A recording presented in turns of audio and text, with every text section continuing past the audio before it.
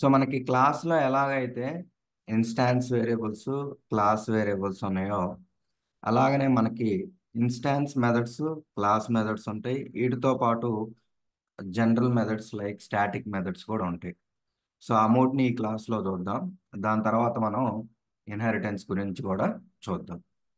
బేసికల్గా మనం చూసినట్లయితే మనం తెలియకుండానే సెల్ఫ్ వాడాము, ఇన్స్టాన్స్ రిలేటెడ్ మెథడ్సే రాసాము. సో మీరు ఒకటి అబ్జర్వ్ చేయాలి. మీరు ఎప్పుడైతే డెఫ్ ఏదన్నా ఫంక్షన్ నేమ్ ఇచ్చి బ్రాకెట్ ఇవ్వంగానే మీకు కామన్గా డిఫాల్ట్గా క్రియేట్ అయ్యే మెథడే ఇన్స్టాన్స్ మెథడు. సో పైథాన్ క్లాసెస్లో మీరు ఆ పర్టికులర్ మెథడ్ రాయంగానే డిఫాల్ట్గా క్రియేట్ అయ్యే మెథడే instance method. So instance method ఎందుకయ్యా అంటే మీరు ఇన్స్టాన్స్ డేటా మీద ఏదన్నా ఆపరేషన్స్ చేయాలనుకున్నప్పుడు మనం ఇన్స్టాన్స్ మెథడ్ని వాడతాము. సో ఇక్కడ చూడండి, మనకి బేసికల్లీ ఇక్కడ కానీ మీరు క్లియర్గా అబ్జర్వ్ చేస్తే ఈ డిస్ప్లే ఇది ఇన్స్టాన్స్ స్పెసిఫిక్ మెథడ్. సో మనం ఏం చేసాము, బేసికల్గా ఎంప్లాయీని క్రియేట్ చేసాము. క్రియేట్ చేసిన తర్వాత మనకి ఎంప్లాయీ స్పెసిఫిక్ డేటా క్రియేట్ అవుతుంది. నేను ఎంప్లాయీ స్పెసిఫిక్ డేటాని యాక్సెస్ చేసుకోవాలంటే సో నేను ఇన్స్టాన్స్ మెథడ్ని యూజ్ చేసుకుంటా. సో అదే క్లాస్ మెథడ్ వల్ల యూజ్ ఏంటి? సపోజ్ మీకు ఇప్పుడు దాకా మనం ఏం చేసాము, రైజ్ అమౌంట్ అనేది క్లాస్ వేరియబుల్. సో మీరు ఎప్పుడైనా ఓవరాల్ కంపెనీ మెంబర్స్ అందరికీ సేమ్ రైజ్ ఇవ్వాలంటే మనం ఏం చేసాము, మాన్యువల్గా మనం ఎంప్లాయీ డాట్ రైజ్ అమౌంట్ అని చేసాము నిన్న క్లాస్లో. ఇది ఇలా చేసాము, ఈక్వల్ టు ఇచ్చి చేసాము. సో ఇలా చేసుకోవచ్చు. బట్ ఇదేమైంది, మనకి అవుట్ సైడ్ ద క్లాస్ ఉంది, ఎవరు కావాలనుకుంటే వాళ్ళు యాక్సెస్ చేసుకోవచ్చు, ఎన్క్యాప్సులేషన్ ఉండదు. సో దాంతోపాటు మనం హార్డ్ కోడ్ చేసాం. సో అది కరెక్ట్ కాదు. సో ఇలాంటి కేసెస్లో మనం ఓవరాల్ ఎంప్లాయీస్ అందరికి కూడా మనం ఇయర్లీ ఇంక్రిమెంట్ అనేది చేంజ్ చేయాలి అనుకున్నప్పుడు మనం క్లాస్ మెథడ్కి వెళ్తాం. ఎందుకు నేను క్లాస్ మెథడ్ వాడుతున్నానంటే, నేను అదే ఇన్స్టాన్స్ మెథడ్ వాడితే ప్రతి ఎంప్లాయీకి కూడా మాన్యువల్గా ప్రతి ఒక్కడికి నేను చేంజ్ చేయాలి, అది చాలా కష్టం. దాంతోపాటు మనం ఏమనుకున్నాము, రైజ్ అమౌంట్ అనేది జనరల్గా అందరికి సేమ్ ఉంటుంది, ఎప్పుడో కొన్ని స్పెసిఫిక్ కేసులో డిఫరెంట్ ఉంటుంది, ఆ కేసులో ఆ ఎంప్లాయీ స్పెసిఫిక్ చేసుకోవచ్చు. సో నేను కన్నా దీన్ని ఇన్స్టాన్స్ మెథడ్గా రాస్తే ప్రతి ఒక్కడికి కూడా అది సెట్ చేయాలి. జనరల్గా ఈ రైజ్ అమౌంట్ అనేది ఎంప్లాయీస్ ఏం డిసైడ్ చేయరు.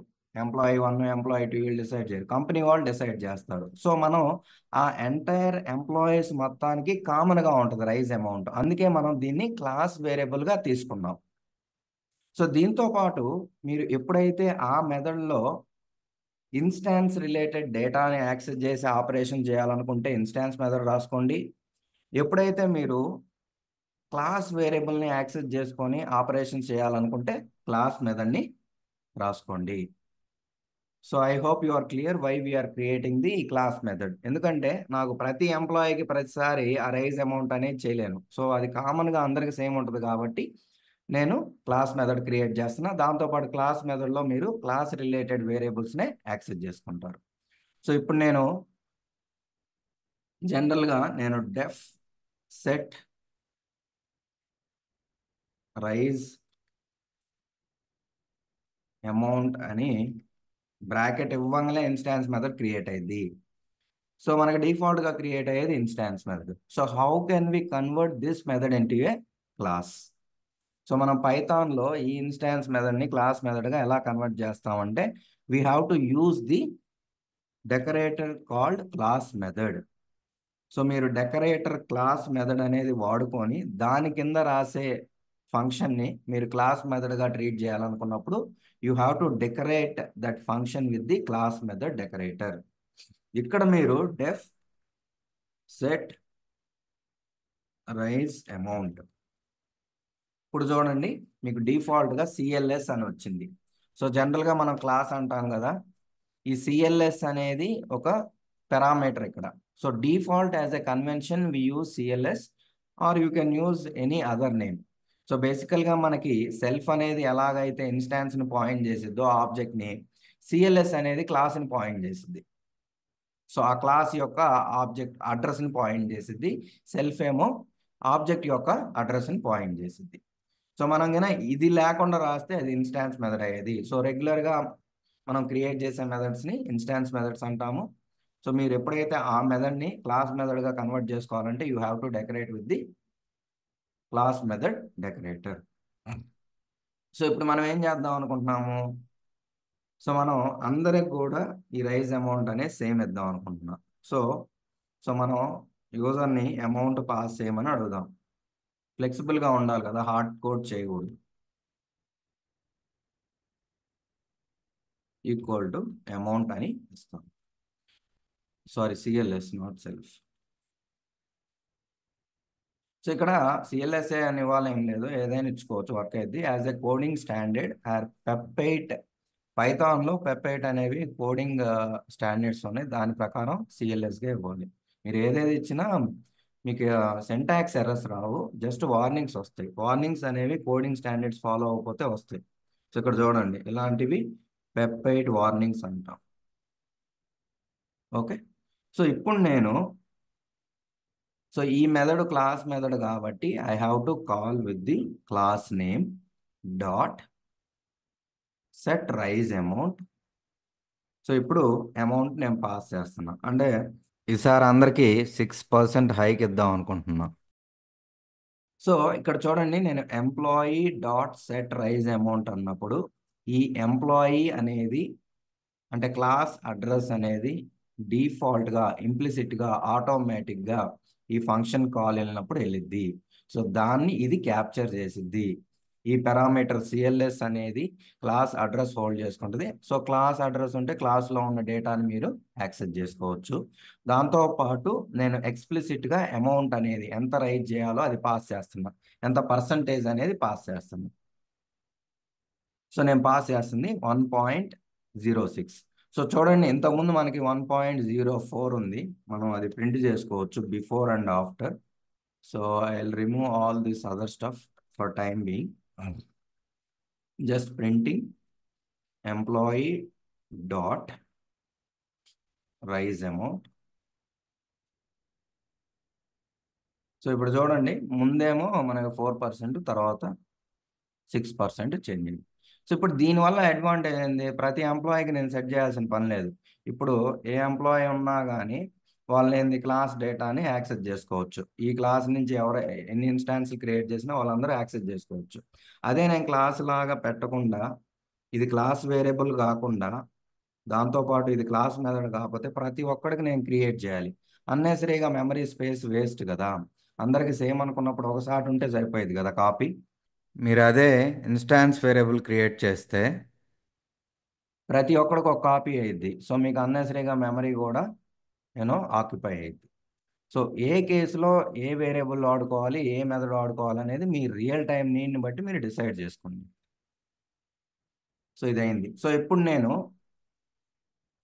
మనం ఏం చేద్దామంటే ఎంప్లాయీ, ఇప్పుడు వాళ్ళకి ఇంక్రిమెంట్ పెరిగింది కాబట్టి ఇప్పుడు ఎంప్లాయీ డాట్ ఇంక్రీజ్ శాలరీ అంటే, సో వాడికి ఆటోమేటిక్గా 50,000 వచ్చేవాడికి 6% ఇంక్రీజ్ అయ్యి 53,000 అయ్యిద్ది. సో ఇలా మనం క్లాస్ మెథడ్స్ని వాడుకోవచ్చు. అడ్వాంటేజ్ వచ్చేసి మీరు ఓవరాల్ క్లాస్ లెవెల్లో ఏదన్నా డేటాని చేంజ్ చేయాలన్నా, ఆపరేషన్ చేయాలన్నా క్లాస్ మెథడ్స్ రాసుకుంటాం. అదే ఇన్స్టాన్స్ స్పెసిఫిక్ అన్నప్పుడు ఇన్స్టాన్స్ మెథడ్ రాసుకుంటాం. క్లాస్ మెథడ్స్ రాసుకోవడం వల్ల ఈ కేసులో అడ్వాంటేజ్ ఏంటంటే ప్రతి ఒక్కడికి కూడా, ప్రతి ఎంప్లాయీకి ఒక్కొక్క సపరేట్ రైజ్ అమౌంట్ లేకుండా మనం అందరికి సేమ్ కాబట్టి ఆ వేరియబుల్ని వాళ్ళందరూ రీయూజ్ చేసుకుంటారు. ఎవరికన్నా ఎక్సెప్షన్ కేసు డిఫరెంట్ అయితే వాడు మళ్ళీ అసైన్ చేసుకుంటే సరిపోయింది. ఇంకోటి ఏంటంటే, so you can also call the class method with the instance. Sorry, raise amount వచ్చేసి 1.8. I'll comment this stuff.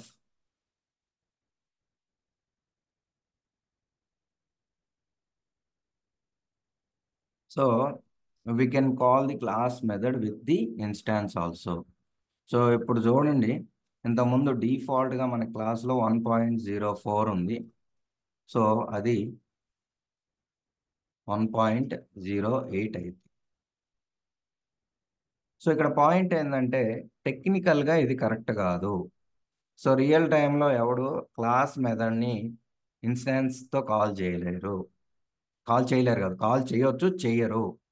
So టెక్నికల్గా కరెక్ట్ కాదు. సో ఇక్కడ రాసామనుకో, ఓకే, వాళ్ళు ఏమనుకుంటారంటే ఓకే ఇది ఇన్స్టాన్స్ స్పెసిఫిక్ మెథడ్ కాల్ చేస్తున్నాడు అనుకుంటారు. కాదు, ఇది class method. Don't call like this in the real time. Real టైంలో ఇన్స్టాన్స్ మెథడ్ని ఇన్స్టాన్స్తోనే కాల్ చేయండి, క్లాస్ మెథడ్ని క్లాస్తోనే కాల్ చేయండి. జస్ట్ చేయొచ్చు అని చూపిస్తున్నాను, but you shouldn't be doing in the real time and it doesn't make sense also. Work అయింది ఎందుకంటే ఇది వచ్చేసి ఈ ఎంప్లాయీ క్లాస్ యొక్క ఇన్స్టాన్స్ కదా. సో ఆ క్లాస్ అడ్రస్ తీసుకొని మనకి అమౌంట్ సెట్ చేసిద్ది. సో ఫైనల్గా ఇది క్లాస్ వేరియబుల్నే సెట్ చేసి. So don't do like this, we will do with class only, and we can see, and we can also raise employee 1 employee 2 dot increase salary. So ఇప్పుడు employee 2కి 8% increase. So this is the main use of the class method. ఏమైనా doubts ఉంటే అడగండి. So next వచ్చేసి మనకి static method. So static method అనేది ఇన్స్టాన్స్ని కానివ్వండి లేదా క్లాస్ కానివ్వండి ఆర్గ్యుమెంట్గా తీసుకోదు. This is just like A regular method. So మనం జనరల్గా out side the class regular methods రాస్తాం కదా, అలానే ఉంటుంది. సో ఇది క్లాస్ని కానీ ఇన్స్టాన్స్ని కానీ ఆర్గ్యుమెంట్గా తీసుకోదు. సో మీరు ఎప్పుడైతే ఇన్స్టాన్స్ స్పెసిఫిక్ ఆపరేషన్ చేయాలంటే ఇన్స్టాన్స్ మెథడ్, క్లాస్ స్పెసిఫిక్ అంటే క్లాస్ వేరియబుల్స్తో చేయాలి, క్లాస్ లెవెల్లో చేయాలనుకున్నప్పుడు క్లాస్ మెథడ్స్ రాసుకుంటాం. ఇన్స్టాన్స్కి క్లాస్కి సంబంధం లేకుండా మీరు ఏదన్నా హెల్పర్ మెథడ్స్, యూటిలిటీ మెథడ్స్ రాసుకోవాలనుకోండి, అలాంటి కేసెస్లో మనం జనరల్ మెథడ్స్ రాయొచ్చు, వాటినే స్టాటిక్ మెథడ్స్ అంటాము. సో డిఫాల్ట్గా మనకేం జరుగుతుంది, సపోజ్ కంపెనీలో ఏ రోజు వర్కింగ్ డే కాదో చెక్ చేసుకోవాలనుకోండి. సో ఈ కేసులో నాకు క్లాస్ డేటాతో పని లేదు, ఇన్స్టాన్స్ డేటాతో పని లేదు. ఎప్పుడైతే మీరు ఆ పర్టికులర్ మెథడ్లో ఇన్స్టాన్స్ డేటాతో ఆపరేషన్స్ చేస్తుంటే ఇన్స్టాన్స్ మెథడ్స్ రాస్తారు, అదే క్లాస్తో చేస్తుంటే క్లాస్ మెథడ్ రాస్తాం. రెండిటితో సంబంధం లేకుండా ఏదైనా నార్మల్ జనరల్ డేటాతో చేసేటప్పుడు మనం జనరల్ మెథడ్ రాస్తాం, దాన్నే స్టాటిక్ మెథడ్ అంటాం. So mainly static method can be useful to create some helper functions or utility functions in the class. So నేను జస్ట్ సో మనం ఎంప్లాయీ ఆ రోజు వర్కింగ్ డేనో కాదో చెక్ చేయాలనుకోండి. సో నేను డిఫాల్ట్గా మెథడ్ రాస్తే అదేమైంది, ఇన్స్టాన్స్ మెథడ్గా క్రియేట్ అయింది. సో అదే జనరల్ మెథడ్ స్టాటిక్గా చేయాలంటే ఆ మెథడ్ని మీరు డెకరేట్ చేయాలి. You have to decorate with the static method. So deaf is working day. So వాళ్ళు డే పాస్ చేస్తారు, డే పాస్ చేస్తే సో దాన్ని బట్టి మనం వర్కింగ్ డేనా కాదా కనుక్కోవాలి. So if day dot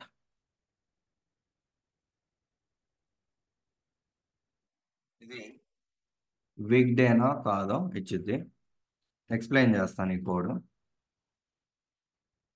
so day dot week day equal to 6.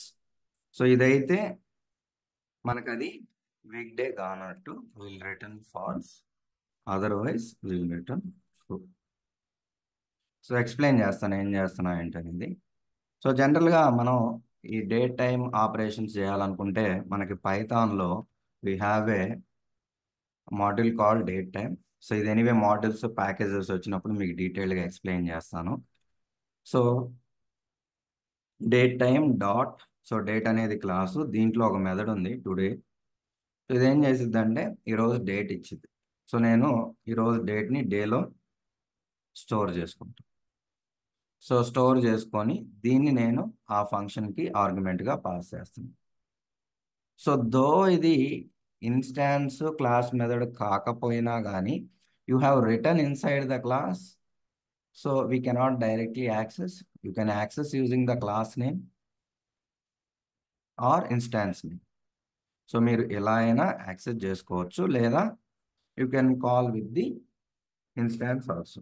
So ఎలా అయినా చేసుకోవచ్చు, ఇది ఎందుకంటే general method. So this is given for entire class as a helper utility method. So నేనైతే క్లాస్ నేమ్తో కాల్ చేస్తున్నా. సో ఇది ఫైనల్గా అది వీక్ డేనా కాదో రిటర్న్ చేసి. సో బేసికల్గా ఇక్కడ ఏం జరుగుతుందంటే, నేను ఎప్పుడైతే date టుడే అంటే టుడే డేట్ ఇచ్చింది. సో దాన్ని ఈ ఫంక్షన్కి ఆర్గ్యుమెంట్గా పాస్ చేస్తున్నాం. సో ఈ డే అనేది పాస్ చేస్తున్నాం. సో పాస్ చేసినప్పుడు వీక్ డే అంటే ఏం చేసిద్ది అంటే, మనకి ఈ డే అనేది ఆ వీక్లో ఉన్న నెంబర్ని రిటర్న్ చేసిద్ది. సో జనరల్గా మనకి ఆ మండేని వచ్చేసి జీరోతో రిప్రజెంట్ చేస్తాం. తర్వాత ట్యూస్డే 1 అలా 5 వచ్చేసేమో సాటర్డే రిప్రజెంట్ చేసిద్ది. 6 వచ్చేసేమో సండే రిప్రజెంట్ చేసిద్ది.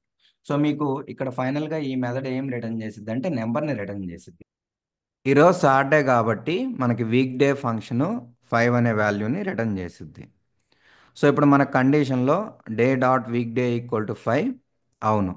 సో అవును కాబట్టి మనకి ఈ కండిషన్ ట్రూ కాబట్టి ఈ ఫంక్షన్ మనకి ఫాల్స్ని రిటర్న్ చేసిద్ది. ఇది వర్కింగ్ డే కాదు. అదే నిన్న డేట్ ఇచ్చుంటే మనకి వర్కింగ్ డే వచ్చేది. ఓకే, సో బేసికల్లీ ఇది ఒక నెంబర్ని రిటర్న్ చేసిద్ది. ఆ రోజు 0 అయితే మండే అయితే 0, సాటర్డే అయితే 5, ఫ్రైడే అయితే 4 రిటర్న్ చేసింది. సో ఇప్పుడు మనం దీన్ని కాల్ చేస్తాం చూడండి.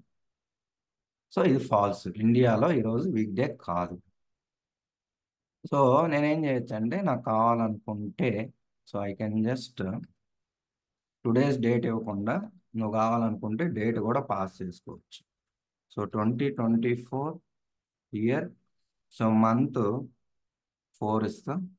సో నిన్న డేట్ ఇచ్చాను అనుకోండి, so will get true because నిన్న వర్కింగ్ డే ఇండియాలో ఫ్రైడే. ఓకే, సో ఇదేంటిది మనకి బేసికల్గా ఒక హెల్పర్ మెథడ్. ఇన్స్టాన్స్తో క్లాస్తో సంబంధం లేదు. సో ఎవరైనా వాడుకోవచ్చు. సో ఇలాంటి జనరల్ మెథడ్స్ రాసుకోవాలి, హెల్పర్ యూటిలిటీ మెథడ్స్ రాసుకోవాలనుకున్నప్పుడు మనం we go for the static methods. Clear? Any questions?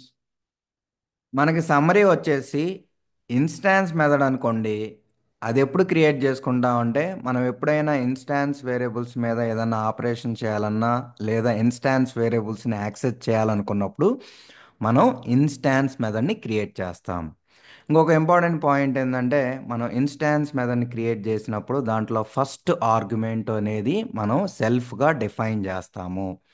So ఇది మనకి ఆబ్జెక్ట్ యొక్క అడ్రస్ని పాయింట్ చేసిద్ది. సో మనం ఎప్పుడైతే ఇక్కడ employee.display అన్నప్పుడు, సో మనకి ఇంటర్నల్గా employee 1 యొక్క అడ్రస్ అనేది పాస్ అయ్యిద్ది. అది మనకి సెల్ఫ్ అనే వేరియబుల్లో స్టోర్ అయ్యిద్ది. అదే గన మనకి క్లాస్ మెథడ్ అనేది ఎప్పుడు క్రియేట్ చేస్తామంటే, మనం ఎప్పుడైతే క్లాస్ వేరియబుల్స్ మీద ఏదన్నా ఆపరేషన్ చేయాలన్నా లేదా క్లాస్ వేరియబుల్స్ని యాక్సెస్ చేయాలనుకున్నప్పుడు మనం క్లాస్ మెథడ్ని క్రియేట్ చేస్తాము. సో మనం క్లాస్ మెథడ్ని డిఫైన్ చేసినప్పుడు మనం క్లాస్ మెథడ్తో డెకరేట్ చేస్తాం. దాంతోపాటు దీంట్లో ఫస్ట్ ఆర్గ్యుమెంట్గా మనం సిఎల్ఎస్ని డిఫైన్ చేస్తాం. సో ఇదేం చేసిద్దంటే ఆ క్లాస్ అడ్రస్ని స్టోర్ చేసుకుంటుంది. సో మనం గిన employee.setRiseAmount అన్నప్పుడు మనకి ఇక్కడ ఏమైందంటే, ఇక్కడ క్లాస్ యొక్క అడ్రస్ అనేది కూడా ఇంప్లిసిట్గా పాస్ అయ్యిద్ది. అది ఎవరు హోల్డ్ చేస్తారంటే ఈ సిఎల్ఎస్ అనే వేరియబుల్ హోల్డ్ చేసుకుంటుంది. Next static method. మనం స్టాటిక్ మెథడ్ రాసినప్పుడు ఇక్కడ ఫంక్షనాలిటీ అనేది మనం ఇన్స్టాన్స్ వేరియబుల్స్ కానీ క్లాస్ వేరియబుల్స్ కానీ యూజ్ చేసి రాయము. సో అవి లేకుండానే మనకి స్టాటిక్ మెథడ్ ఫంక్షనాలిటీ అనేది ఉంటుంది. ఇంకోటి ఏంటంటే, మనం స్టాటిక్ మెథడ్ ఎలా రాస్తామంటే స్టాటిక్ మెథడ్ అనే దాంతో డెకరేట్ చేస్తాము. దాంతోపాటు ఇక్కడ మీరు బ్రాకెట్లో చూస్తే ఆర్గ్యుమెంట్స్గా సెల్ఫ్ కానీ సిఎల్ఎస్ కానీ ఉండవు. సో అదే దీన్ని ఎలా కాల్ చేయొచ్చు అంటే, మనం స్టాటిక్ మెథడ్ అనేది క్లాస్ నేమ్ అయినా వాడవచ్చు లేదా ఇన్స్టాన్స్ నేమ్ అయినా వాడవచ్చు. ఎందుకంటే ఇది క్లాస్లో ఉంది కాబట్టి మనం క్లాస్ నేము ఇన్స్టాన్స్ నేమ్ వాడుకొని కాల్ చేయగలుగుతాం. డైరెక్ట్గా అయితే మనం యాక్సెస్ చేయలేము. మీకు గన ఒక రియల్ టైం ఎగ్జాంపుల్ చెప్పాలంటే, మీరు బ్యాంకింగ్ అప్లికేషనే తీసుకోండి. ఇప్పుడు బ్యాంకింగ్ అప్లికేషన్ తీసుకున్నప్పుడు మీరు బ్యాంక్ నేమ్ చేంజ్ చేయాలనుకోండి, అప్పుడు మనం క్లాస్ అనే మెథడ్ని రాస్తాము. ఎందుకంటే బ్యాంక్ నేమ్ అనేది అన్నిటికి కామను. సో మీరు ఒక ఇన్స్టాన్స్కి చేంజ్ చేస్తే వర్క్ అవుతుంది, ఎందుకంటే అది common to all the instances. అంటే అందరి కస్టమర్స్కి కూడా బ్యాంక్ నేమ్ అనేది సేమ్ ఉంటుంది కదా. సో అప్పుడు మీరు క్లాస్ మెథడ్ రాసుకుంటారు బ్యాంక్ నేమ్ చేంజ్ చేయాలనుకున్నప్పుడు. అదే మనం కస్టమర్ నేమ్ చేంజ్ చేయాలనుకున్నప్పుడు కస్టమర్ నేమ్ అనేది స్పెసిఫిక్గా ఉంటుంది, ఒక కస్టమర్ నేమ్ ఇంకోటికి ఉండదు. సో అప్పుడు మనం ఇన్స్టాన్స్ మెథడ్ రాస్తాము. సో కాంటెక్స్ట్ని బట్టి మనం మెథడ్స్ రాసుకుంటాం. అదే గన మనకి ఏదన్నా క్యాలిక్యులేటర్ ఫంక్షనాలిటీయో లేదా ఏదన్నా యూటిలిటీ ఫంక్షన్స్ ఇవ్వాలనుకున్నప్పుడు మనం ఏం చేస్తామంటే మనం స్టాటిక్ మెథడ్ రాసుకోవచ్చు. అక్కడ అది క్లాస్తో కానీ ఇన్స్టాన్స్తో కానీ బౌండ్ అయి ఉండదు. సో ఇది వీటి మధ్య ఉన్న డిఫరెన్స్ నేను రియల్ టైమ్ ఎగ్జాంపుల్తో క్లియర్గా ఎక్స్ప్లెయిన్ చేశాను. ఏమైనా డౌట్స్ ఉంటే అడగండి. సో నాకు మీరేం చేయాలంటే బ్యాంక్ అనే క్లాస్ తీసుకోండి. సో దాంట్లో కస్టమర్స్ ఉంటారు. దాంట్లో దాంట్లో కూడా కస్టమర్ నేము, వాళ్ళ బ్యాంక్ అకౌంట్ నెంబరు ఇవన్నీ ఉంటాయి. సో దాంతోపాటు బ్యాంక్ నేమ్ కూడా తీసుకోండి. బ్యాంక్ నేమ్ ప్రింట్ చేయాలంటే ప్రింట్ చేసుకోవచ్చు. సో ఎక్కడ ఇన్స్టాన్స్ మెథడ్ అవసరమైంది, ఎక్కడ క్లాస్ మెథడ్ అవసరమైంది, ఎక్కడ ఇన్స్టాన్స్ వేరియబుల్ క్రియేట్ చేసుకోవాలి, ఎక్కడ క్లాస్ మెథడ్ క్రియేట్ చేసుకోవాలో చేయండి. సో నాకు డిపాజిట్ మెథడ్, విత్డ్రాల్ మెథడ్ కావాలి. దాంతోపాటు క్యాలిక్యులేటర్ కూడా కావాలి, ఎందుకంటే అవసరమైతే నేను క్యాలిక్యులేషన్ చేసుకోవాలి కదా మనకి. కరెక్ట్గా వాళ్ళు డిపాజిట్ చేసినప్పుడు కరెక్ట్గా యాడ్ చేశారా బ్యాలెన్స్కి లేదనేది. జనరల్గా యూటిలిటీ మెథడ్ వాడుకోండి. ఏదైనా బ్యాంక్ నేమ్ చేంజ్ చేయాలనుకుంటే క్లాస్ మెథడ్ వాడుకోండి. సో డిపాజిట్, విత్డ్రాల్ అనేవి కస్టమర్ స్పెసిఫిక్ కదా. సో ఇన్స్టాన్స్ మెథడ్స్గా క్రియేట్ చేయండి. సో దట్ మీకు అదే రియల్ టైం ఎగ్జాంపుల్ లాగానే తీసుకొని దేని క్లాస్గా, ఏది ఇన్స్టాన్స్గా, ఏది స్టాటిక్గా డిసైడ్ అవ్వండి. So that you will be very much clear. ఇంకోటి ఏంటంటే ఇక్కడ నేను ఏ మెథడ్ అనేది నేను డిసైడ్ చేయాల, అది మన రియల్ టైంలో మన రిక్వైర్మెంట్కి ఏది సూట్ అవుతుంది, ఏంటనేది దాన్ని బట్టే డిసైడ్ చేసాం. అది క్లాస్ మెథడా, స్టాటిక్ మెథడా, ఇన్స్టాన్స్ మెథడా అనేది.